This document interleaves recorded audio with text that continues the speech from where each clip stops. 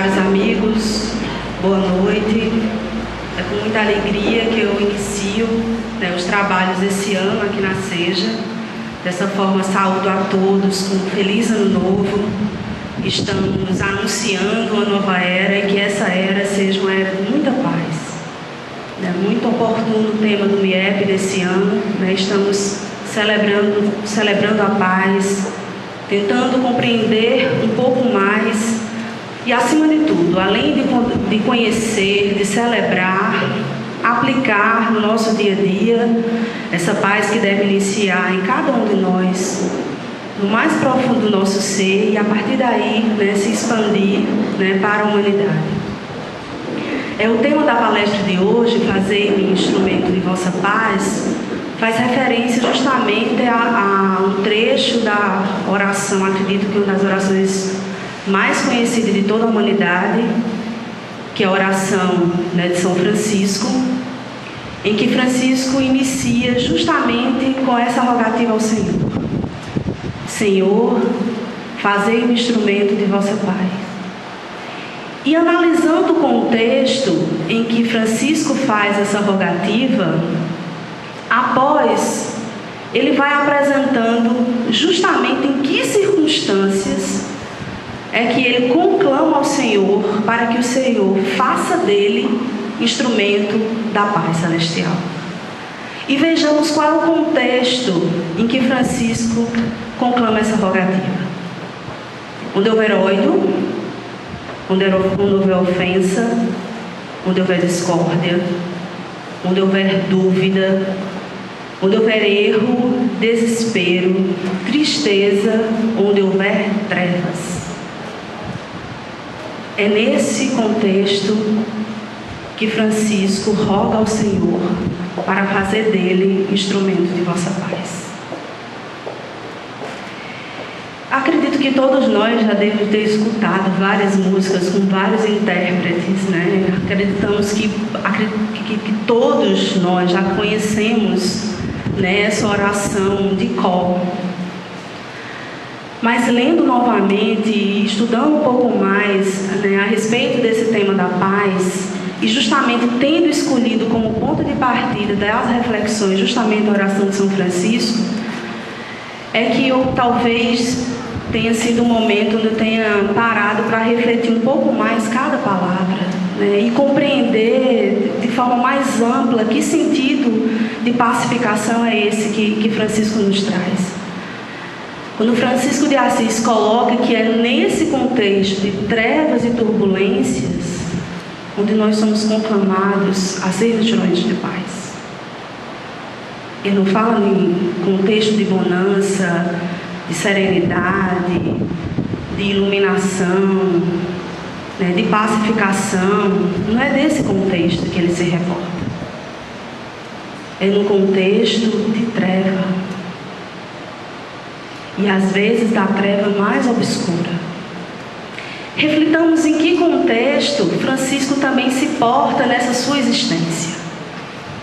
Um contexto onde ele nasce numa família muito abastada e que depois vai se deparar de forma muito concreta com as misérias do mundo e abre mão de sua família.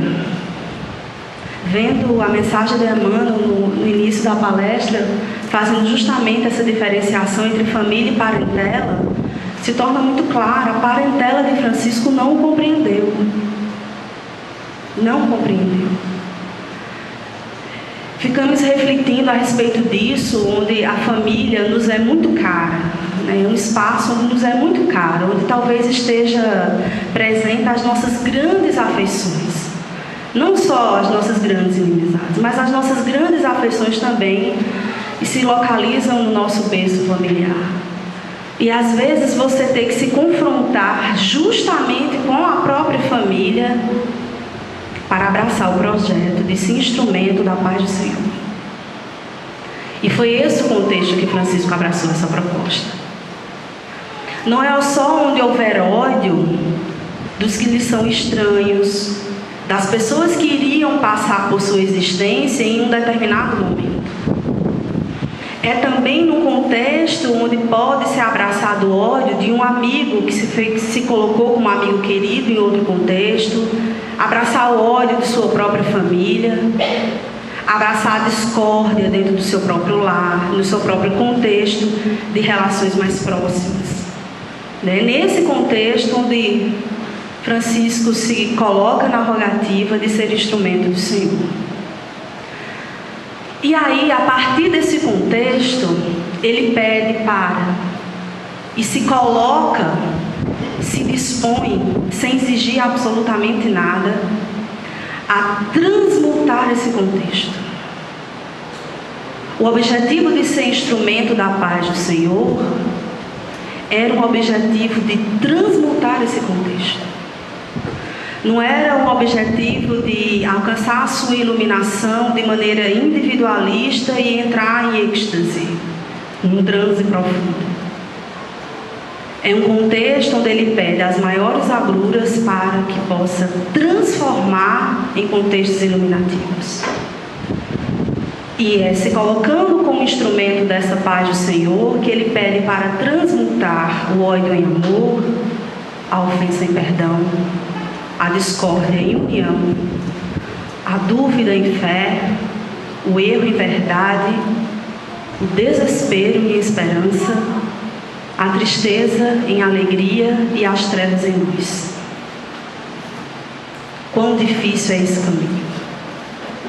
E quão disposto precisa se colocar essa alma, em que se coloca de forma incondicional nas mãos do Senhor, para que Ele possa fazer dele, faz de mim. É você utilizar o meu instrumento, é o meu corpo, é a minha alma. Utiliza o meu espírito para que eu possa promover isso aos outros. Porque o objetivo de Francisco, em último caso, não era próprio, era aos outros. Não era transformar o seu desespero em esperança. Era onde houver desespero que eu levo a esperança. Então o foco era o outro. E óbvio que a partir desse foco sendo o outro, as suas transformações, as suas benesses, por uma questão muito simples de lei de ação e reação, tocaria profundamente a sua alma. Iria sim se rejubilar, se felicitar com as transformações pessoais que ele mesmo ia construindo, a partir dessa longa caminhada que é em busca da pacificação da humanidade. E no outro trecho da oração ele coloca: ó Mestre, fazei que eu procure mais consolar que ser consolado. Fazei com que eu procure mais. Ele não diz apenas, porque ele sabia que quando se consola o outro, indiretamente a gente recebe essas energias que vêm do alto, que nos ilumina, que nos traz um bálsamo. Mas a expressão que ele faz é que eu procure mais consolar que ser consolado. Novamente ele coloca esse foco no outro.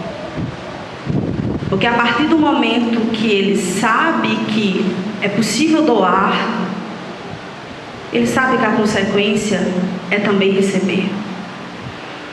Consolar que ser consolado, compreender que ser compreendido, amar que ser amado, pois é dando que se recebe.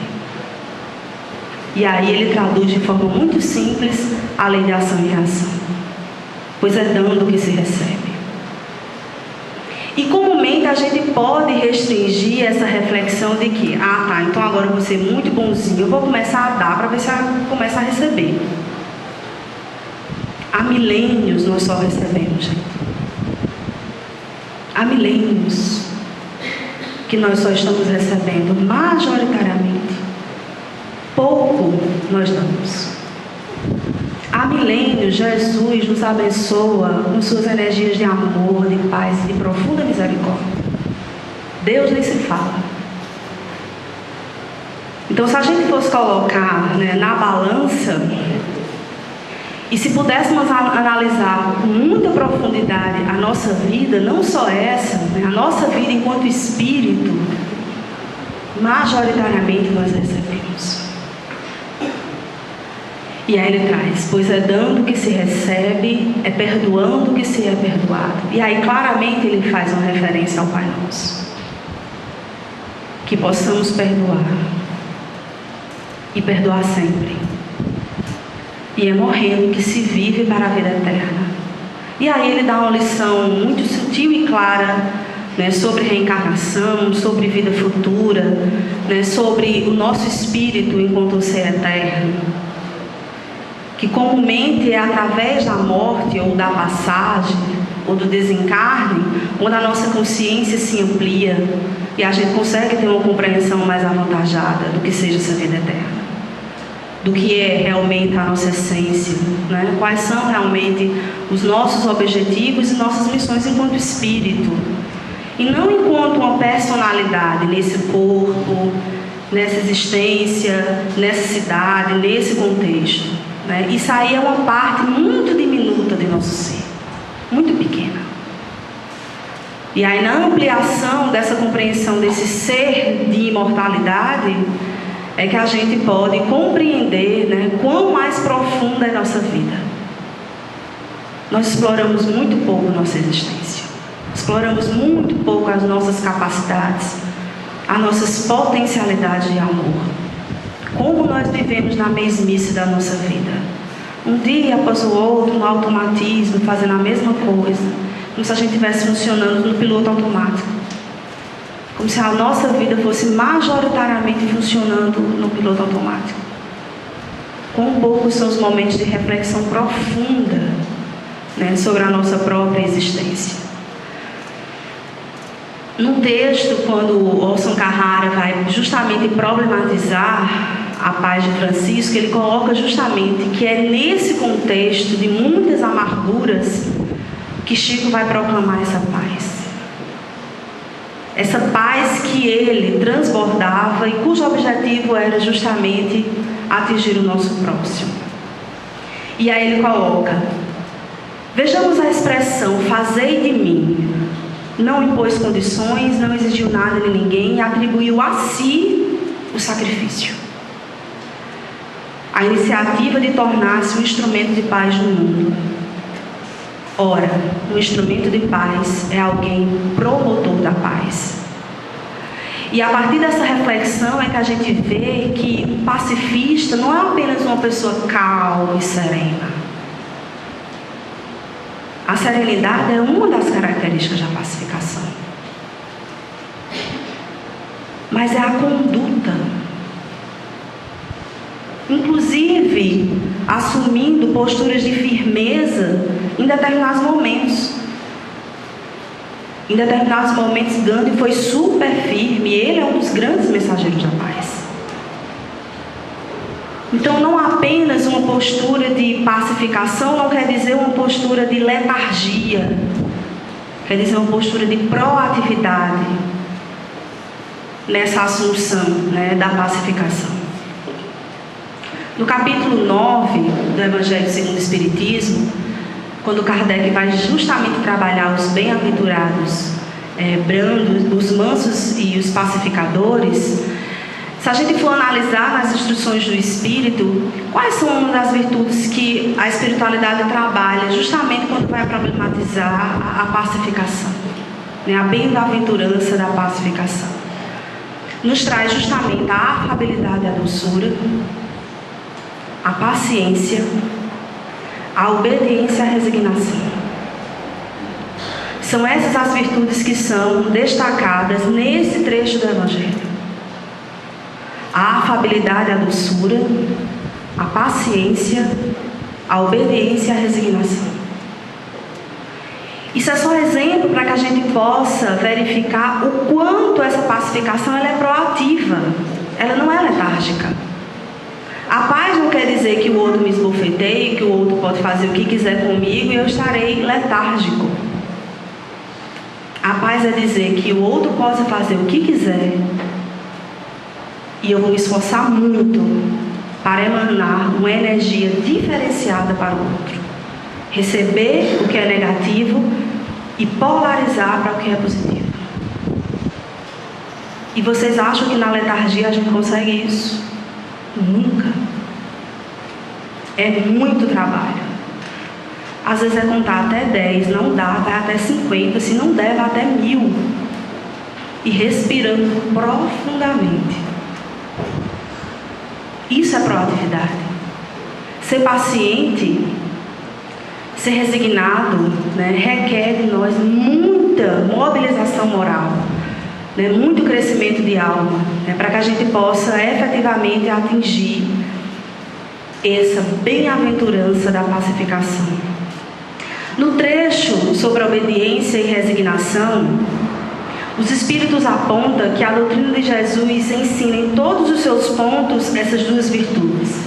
E coloca 2 virtudes companheiras da doçura e muito ativas. Quando eu pensei, possa ser que determinados sujeitos sejam obedientes por temer pai, temer mãe, temer o patrão, né? Temer a lei. Existe uma obediência nesse nível também, como existe uma submissão nesse nível também.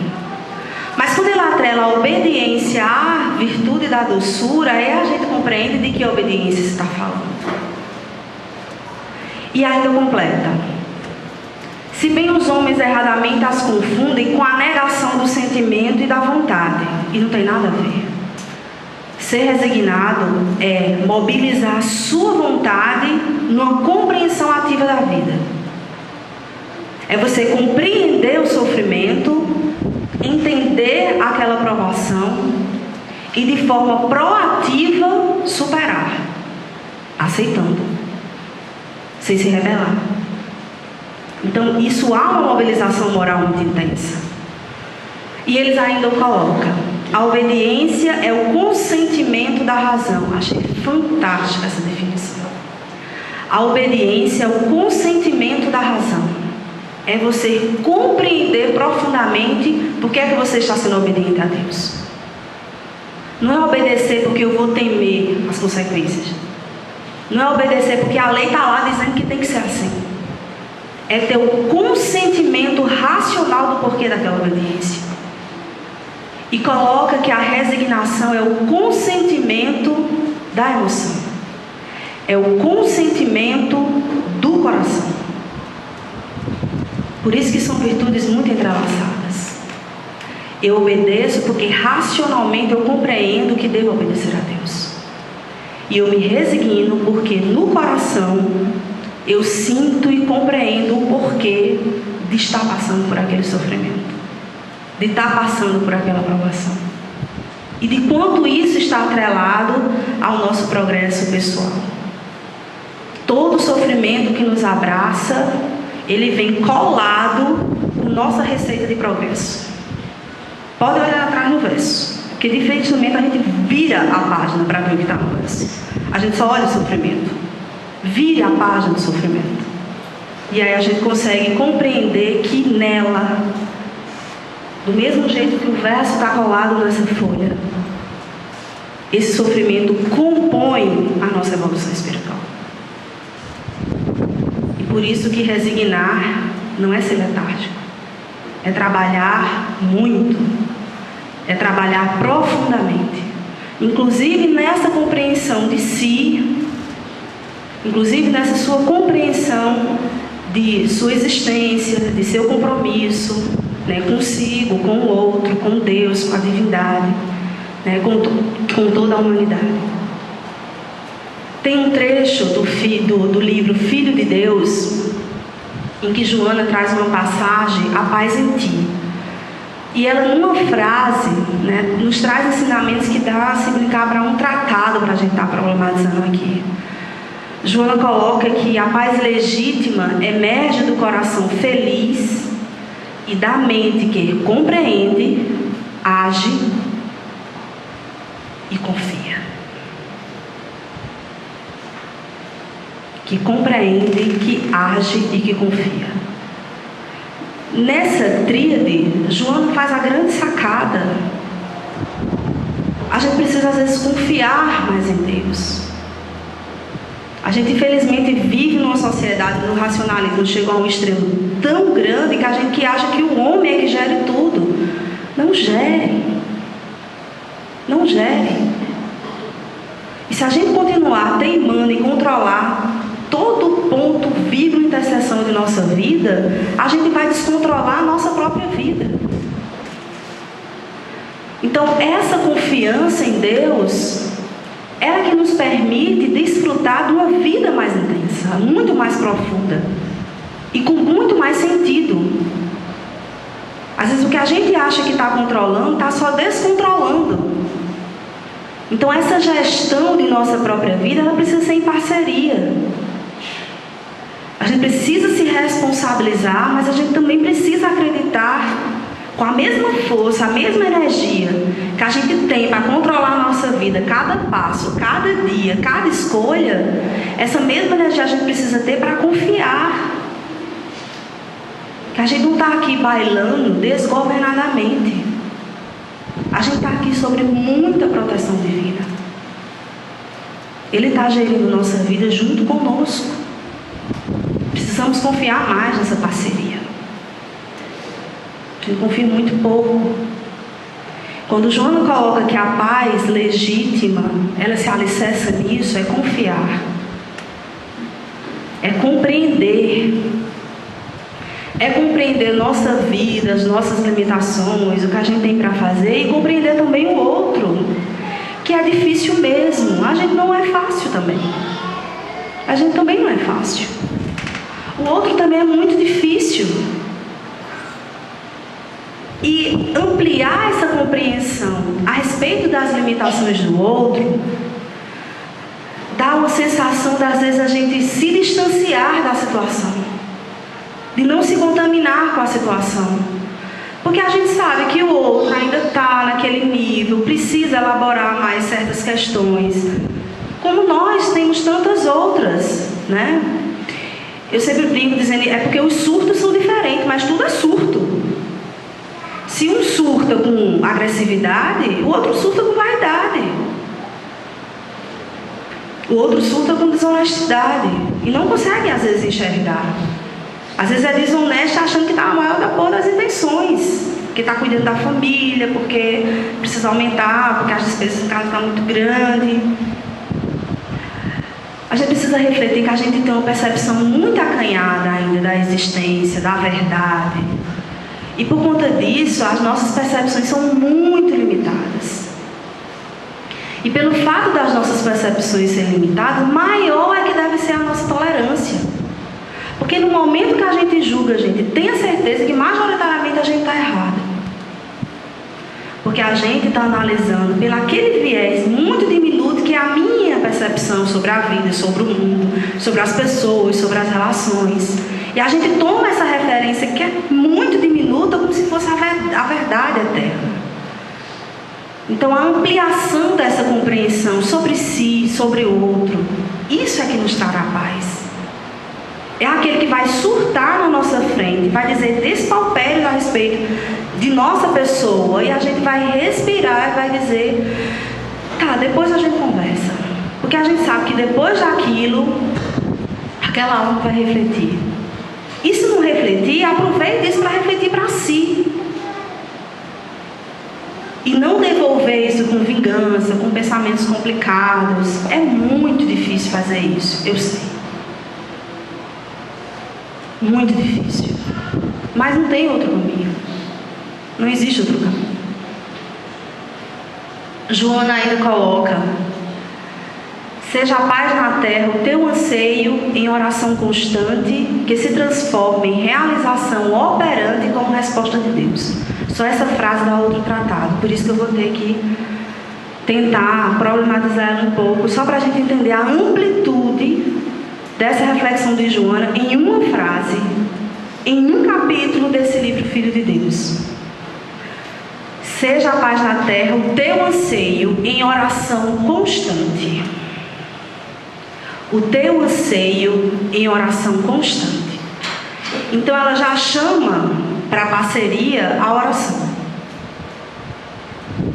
E quando a gente fala a oração, não é apenas uma rogativa, não é apenas palavras, é se colocar nessa ligação com Deus. A gente só consegue pensar racionalmente e emocionalmente a nossa vida se a gente assume a oração como esse processo de ligação com Deus. Não é decorar, não é montar uma prece muito bonita, porque o fundamento, a essência da oração é a nossa ligação com Deus. Se a gente tenta manter diariamente essa sintonia, aí sim a gente consegue trazer um pouco de paz. E aí ela ainda coloca: seja o teu anseio em oração constante que se transforme em realização operante como resposta de Deus. Então, quando ela diz que se transforme, ela quer dizer, coloque em prática. Mas não coloque em prática aquilo que tu bens entender. Coloque em prática o que for resposta de Deus. E aí dá um roteiro. Então a gente vai ter que refletir: será mesmo que essa minha ação seria uma resposta de Deus? Gente, se a gente passasse a se perguntar um pouco mais disso em todos os momentos de nossa vida, porque a gente também se liga muito pouco em Deus. A gente pode até rezar muito, mas a gente se liga muito pouco em Deus. Poucos são os momentos de oração que a gente consegue se conectar com muita profundidade com o Criador. E além disso, se perguntar: será que essa minha ação, será que essa minha palavra, será que esse meu pensamento, será que essa minha conduta, será que essa minha escolha é uma resposta, seria uma resposta de Deus? E Joana complementa: orando pela paz, esse sentimento te invade e o amor que de Deus se irradia anula todo e qualquer conflito que te domine momentaneamente. Às vezes é só parar, respirar, meditar, orar e a resposta vem. Mas ninguém tem tempo para parar, ninguém sabe meditar. Porque se passar 2 segundos em 1595 trilhões de pensamentos que não tem nada a ver com nossa ligação com Deus. E oração, se a gente fizer aquela decoreba na hora de se deitar e na hora de acordar, a gente já está quente. Desconstruamos esses ritos que a gente cria só para si, só para se complicar e só para se distanciar. Então, precisamos de tempo. Talvez esse seja a temática mais cara, da contemporaneidade. Todo mundo reclama que não tem tempo. Mas precisamos de tempo. Para estar com Deus, nós precisamos de tempo. Para compreender essa emanação de amor que nos chega, essa pacificação que nos acalma, nós precisamos de tempo, sim. Para orar mais, sim. Para acalmar. Para respirar mais profundamente. Todos os orientais e os ocidentais não sabem respirar. Parece fôlego de gato quando está já morrendo. A gente não sabe respirar. E não é à toa quando a criança está numa crise histérica, a gente diz: respire profundamente. E ela se acalma. E se acalma. Nem isso a gente sabe. Então, não é receita, é apenas uma questão de disciplina que para nós é muito difícil de ser colocada em prática, porque também a nossa cultura não trabalha muito nessa perspectiva. Então a gente tem que estar sempre a 500 km por hora, no trânsito a gente tem que estar sempre na frente, o outro sempre é que é o mal no trânsito, a gente sempre é o que melhor dirige. E a gente sempre fica nessa velocidade e não consegue realmente ter tempo. E é por isso que às vezes a gente funciona muito mais na existência, no piloto automático, do que no piloto ser espiritual. Às vezes o piloto ser espiritual só é acionado ou na dor, ou na doença, ou na iminência de morte. Aí a gente tira do piloto automático e aí vai pensar em questões mais profundas. Mas o que Jesus vem colocar é que para a gente ter paz de consciência, para a gente ter paz na alma, não dá para ficar todo o tempo no piloto automático. A gente precisa acionar o piloto ser espiritual. E às vezes nem precisa com a mesma intensidade. Não é o mesmo tempo que você dirige para as coisas do cotidiano que você tem que se dirigir para o cuidado da sua vida espiritual. Às vezes é um tempo muito menor, consegue fazer uma revolução em toda a sua vida. Porém, nem esse pequeno tempo a gente consegue. Geralmente a gente inventa uma desculpa. É complicado fazer um curso na Seja, vir 1 hora antes, não tenho tempo. Vir uma palestra uma vez por semana, meu Deus, é uma dificuldade. Fazer um trabalho voluntário, eu não digo só com você, eu digo isso comigo também. Eu não tenho tempo. Será? Funcionando e continuamos funcionando no piloto automático. Gandhi fala que não há caminho para a paz. Porque a paz é o caminho. Ela é o caminho para a regeneração da humanidade. E quando a gente diz que a paz é o caminho, não é querendo dizer que no mundo de regeneração a gente não vai ter conflito. Vai ter. Porque estaremos no mundo de regeneração ainda em graus muito diferentes em nível espiritual. Nós teremos pessoas muito elevadas e ainda pessoas que estão engateando, nesse processo de iluminação. Haverá conflitos, porque a diversidade marcará a existência em qualquer nível planetário que a gente esteja transitando, gente. Olhemos aqui na Terra. Da mesma forma como a gente observa esses espíritos muito endurecidos, nós também nos defrontamos com algo muito iluminadas. No mundo de regeneração, isso vai continuar a acontecer. Então o conflito, ele sempre vai existir. Que bom!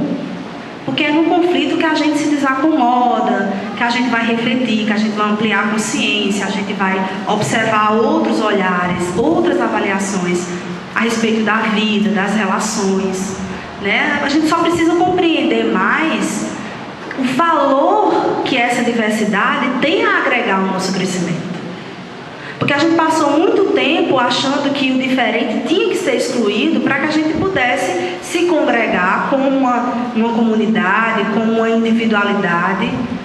Eu lembro muito de Décio Yandule, quando ele trabalhou no seminário, do átomo ao arcanjo, ele colocou, olha, nós precisamos ser egoístas para construirmos uma individualidade. Então a gente precisou ser agressivo em determinado contexto por uma questão de sobrevivência. Mas o que a gente está dizendo agora é, meus irmãos, esse tempo feroz já passou. Estamos já em outra era. Esses recursos que nos foram muito salutares em determinado contexto não serão mais no mundo de regeneração. Então assim, muda a estratégia. É isso que a gente tem que fazer. O problema é que a gente ainda está com a mesma estratégia num contexto que não é mais o nosso. Então precisamos mudar a estratégia.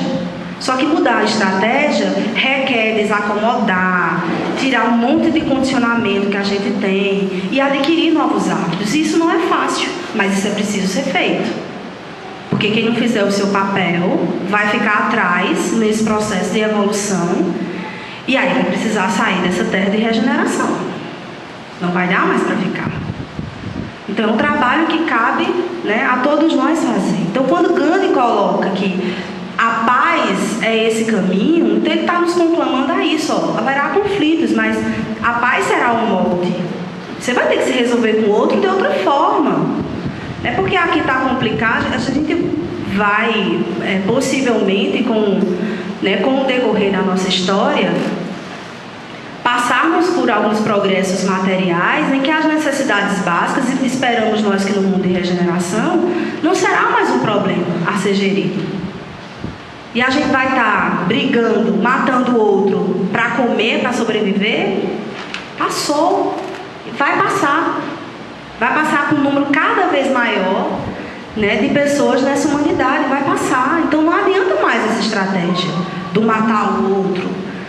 Tem coisa mais infantil, espiritualmente falando, do que a gente ainda vê na humanidade. Pessoas que matam o outro porque é o inimigo. Isso é do nosso período muito primitivo. Quando a gente adquire a consciência da vida eterna, da reencarnação, a gente só está dizendo qual a lógica disso. Olha, só vai estar arrumando um problema para tu resolver depois. E um problema muito complicado para se resolver depois. Porque é ler do engano achar que matar resolve. Né? É ler do engano achar que a vingança, que nunca você vai conseguir resolver aquele sentimento comum. É ler do engano. Né? E a gente já está ampliando essa consciência de que resolver as nossas inimizades, trabalhar o processo de perdão, é a única saída, inclusive para você não morrer. A ciência cada vez mais estuda, né, as pesquisas sobre perdão, por exemplo, sobre compaixão, né, vem dizendo, perdoe senão você arruma uma gastrite ou um câncer. Então não tem mais nada a ver com o outro, é consigo, né? É um cuidado consigo, além de proporcionar um restabelecimento na relação com o outro. Então o perdão ele tem dupla ação aí, é o cuidado consigo e o restabelecimento de uma relação com o outro, para que você não fique adiando problema. Né? O nosso problema é porque o negócio, o sapato está apertando, aí a gente deixa logo ele de lado. Às vezes a gente precisa calçar, se acomodar, até ele conseguir confortavelmente se ajustar ao nosso pé. Nós já postergamos os problemas por tantas e tantas existências, né? É hora de despertamento, né? De abraçar, de encarar. Então o perdão hoje é estratégia terapêutica, tanto nos consultórios de psicologia, como também em tratamento médico. Tem médico que diz, essa sua pressão não vai ser controlada se você não cuidar dessa sua agressividade. Né? Imagine, isso pra gente há 30 anos atrás era um absurdo. Né? A gente tá vendo receita médica, você tem que perdoar, né? Para poder se curar. Né? Você tem que se desacelerar, cuidar do seu estresse, porque senão o AVC aí vai...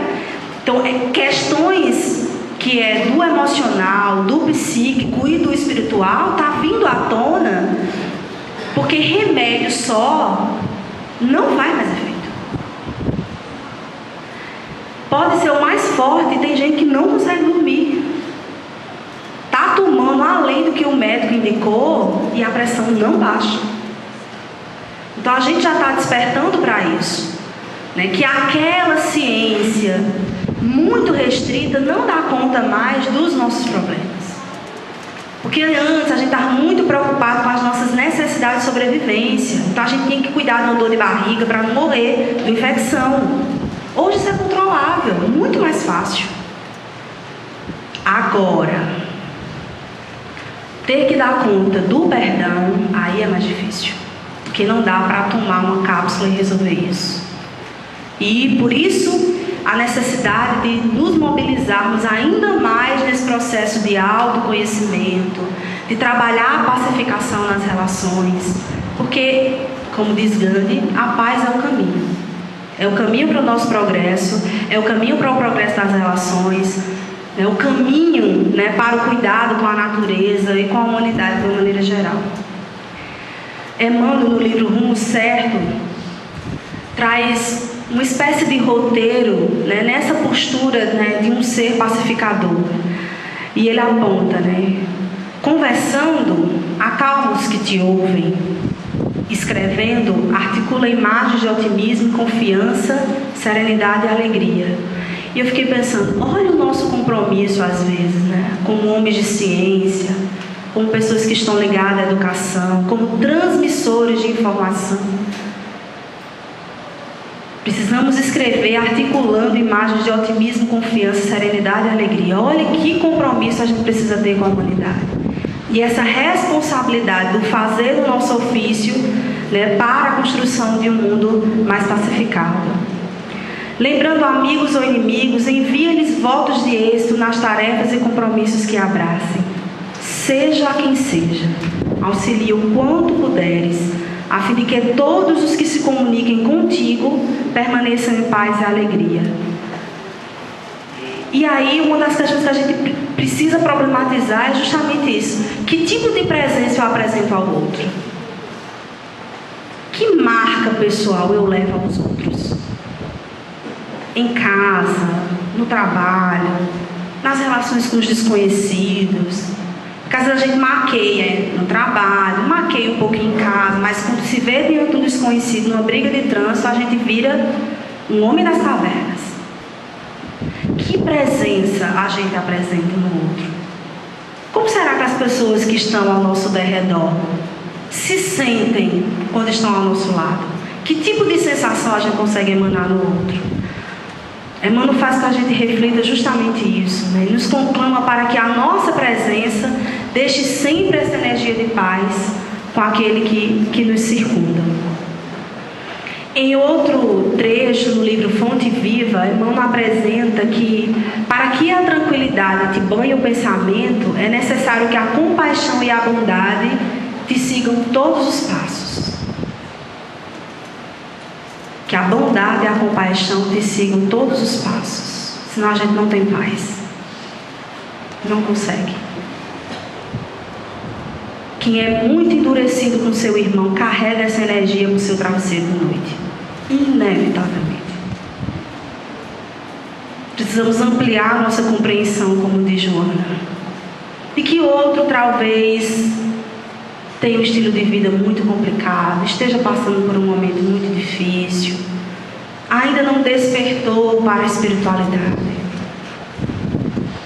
Eu sempre digo que ser espírita nos coloca numa vantagem muito grande, numa responsabilidade também, mas numa vantagem muito grande nessa ampliação da compreensão da espiritualidade, desse compromisso de conexão, né, com essa energia superior. Mas nem todos os nossos irmãos têm.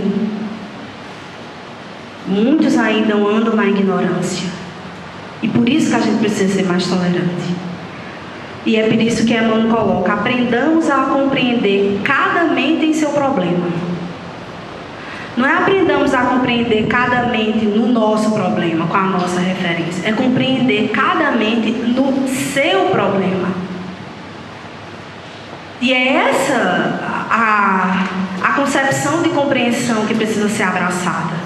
É compreender o outro não na minha referência, mas na referência do outro. E aí, quando a gente faz isso, a gente diz, realmente, primeiro, a gente chega à conclusão de que a gente não deve ser referência para nada, porque a gente ainda é muito imperfeito, e que o outro precisa ser acolhido no seu contexto. Até as ciências penais já fizeram isso, gente. E a gente não faz. As pessoas são julgadas pelo seu contexto. Se tem antecedente, se não tem, como é a família. Se é a primeira vez, se for por forte emoção, se não for. Até as ciências penais já trouxeram isso. Há sei lá quantos séculos atrás. E a gente ainda continua querendo compreender o outro apenas sobre a nossa referência. Que é outra. A nossa relação familiar é outra. Às vezes ele tem uma família muito complicada, a nossa é super harmoniosa. Como é que a gente vai compreender? Não dá para ser pela nossa referência. Tem que ser pela referência dele. Talvez perdoar uma barbaridade como a mãe minha faça, eu tendo convivido num lar profundamente amoroso, é uma referência absolutamente diferente do outro que tem mais dificuldade. Perdoe. Para ele perdoar é mais difícil do que para mim, é claro. Vocês acham que Deus não sabe disso? É claro que sabe. E é por isso que a gente precisa compreender cada mente no seu problema e não no nosso problema. Joana coloca: ninguém abandone a luta querendo conquistar assim a paz. Em outro texto que ela fala sobre luta e paz, ela nos problematiza justamente isso. Paz não é a ausência de guerra. Paz é a maneira como você se comporta frente à guerra. Então a luta, ela sempre vai existir. Mas a forma como você se porta frente a ela, é isso que diz se você é pacífico ou não. Ela ainda diz: nenhum general experimenta o soldado em relvas floridas, e alma alguma se elevará ao cume da purificação sem as provas compreensíveis e justas do sofrimento. No combate interior, as inclinações menos dignas ante as circunstâncias do mundo externo. Então é na tribulação que a gente cresce. E ainda complementa: muitos encontram luta amarga onde procuram as doçuras da paz. Então não vamos com ilusão. Não vamos achar que vamos sair do MIEP plenos pacificadores. Na primeira confronta diz: esse peste é que não me deixa ser pacífico. Não adiantou nada do MIEP. Então é nas lutas que a gente se edifica. Conflitos e atritos vibram em toda parte, porque em todos os recantos o Espírito suspira por ascensão. Aceitemos os desafios do mundo sem temer o pecado, as trevas, o lodo, a morte. A vanguarda do trabalho é uma arena de que não nos cabe fugir. Por isso, para ser pacificador, nós precisamos lutar e muito para domar o primeiro bicho feroz que somos nós. Esse é o grande bicho feroz. Se a gente consegue domar esse, pode vir qualquer outro, que a gente não entrará em sintonia. É por isso que Gandhi disse que não havia necessidade de perdoar ninguém, porque ninguém o havia magoado. Bateu, mas não chegou. Não entrou na mesma sintonia do ofensor. Esse tinha uma alma pacificada. Defendamos em suas linhas a nossa posição de serviço, amando e agindo, imaginando e elaborando para o bem. E o Senhor, por certo, nos fará divina mercê. O que é que Jonathan diz? Olha, faz tua parte, trabalha, esforça. Se preocupa não, que a parceria está garantida. É isso que Joana vem nos apontar. Quando Jesus coloca, é justamente uma passagem que eu acredito que eu acho que uma das passagens mais curtas do Evangelho e para mim uma das mensagens mais fortes que Jesus nos aponta. É justamente quando ele nos coloca, eu vos deixo a paz, eu vos dou a minha paz, não a paz que o mundo vos dá. E aí complementa no Evangelho, coloca: não se turbe o vosso coração. Não se turbe o vosso coração. Porque Ele não deixou a sua paz. Ele está dizendo: eu estou aí, Às vezes só fica quieto um pouquinho, se concentra, que tu vai senti-la. Ela está aí. Ela só está adormecida. Não se turbe o vosso coração. Não se desespere, não se apoquente. Não precisa disso. Se entregue apenas. Para finalizar, eu vou encerrar com uma mensagem belíssima de Maria Dolores, um espírito que me é muito caro, principalmente por suas poesias sonoras, leves e muito profundas. Numa mensagem chamada Rogativa da Paz. Onde estiveres no mundo, não te queixes nem te irrites. Não há sombras sem limites, nem sofrimentos em vão. Suporta com paciência qualquer toque de amargura. A aprovação nos procura, trazendo renovação. Trabalha, serve, perdoa. Se alguém te enlameda o nome, que a tolerância te tome. Por mestre de amor e luz, ninguém passa na terra caminhando indiferente. Essa luta, o outro é doente, cada qual na própria cruz. Às vezes quem te deprime, quem te ofende ou desprimora, carrega chagas embora. O lindo porte que traz, muita gente que parece felicidade e barulho, vício, pompa, inveja e orgulho, é pranto pedindo paz. Compadece-te e caminha, na fé com que Deus te alcança. Não apagues a esperança no coração de ninguém. Recorda que o céu te busca, não para ver pedras e espinho, mas para ser, no caminho, o apoio vivo do bem. Muita paz a todos.